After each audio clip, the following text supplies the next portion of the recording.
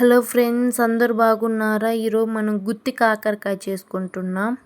చిన్న కాకరకాయలు తీసుకొని పీల్ చేసుకోవాలి. నేను కోసినట్టు కోసుకొని గింజలన్నీ తీసి పక్కన పెట్టుకోవాలి. మీరు కావాలంటే పెద్ద కాకరకాయలనే తీసి మధ్యలో కోసుకోవచ్చు. బౌల్ తీసుకొని కాకరకాయలన్నీ వేసుకోవాలి. టీ స్పూన్ పసుపు, టీ స్పూన్ సాల్ట్ వేసుకోవాలి. పసుపు ఉప్పు కాకరకాయలకు పట్టించేలా కలుపుకోవాలి. మూత పెట్టుకొని ఒక 15 నిమిషాలు ఉంచుకోవాలి. మూత తీసిన తర్వాత ఆ రసం అంతా పిండుకోవాలి. అప్పుడు మనకి చేదు పోద్ది. అన్నీ పిండుకొని పక్కన పెట్టుకోవాలి. స్టవ్ ఆన్ చేసి ప్యాన్ పెట్టుకొని అందులో 2 గంటలు ఆయిల్ వేసుకోవాలి.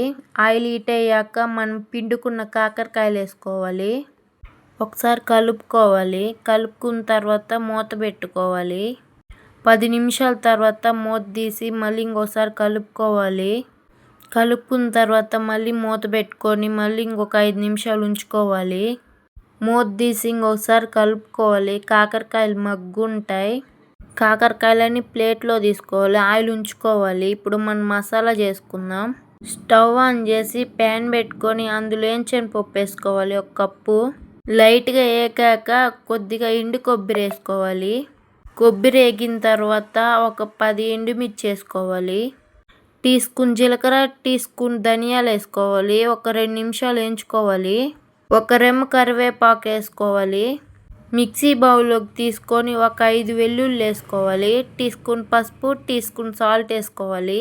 మిక్సీ వేసుకోవాలి. గ్రైండ్గా వేసుకోవాలి. మెత్తంగా వేసుకోకూడదు. కాకరకాయలు చల్లగా అయిన తర్వాత మనం మిక్సీ పట్టుకున్న పొడంతా కాకరకాయలో కూర్చుకోవాలి. కొద్దిగా పొడి ఉన్నా ఏం కాదు, అయిపోయినా ఏం కాదు. మనం మళ్ళీ కాకరకాయ వేయించినప్పుడు పొడి వేసుకోవచ్చు. అన్ని కాకరకాయలకి పొడంతా కూర్చి పక్కన పెట్టుకోవాలి.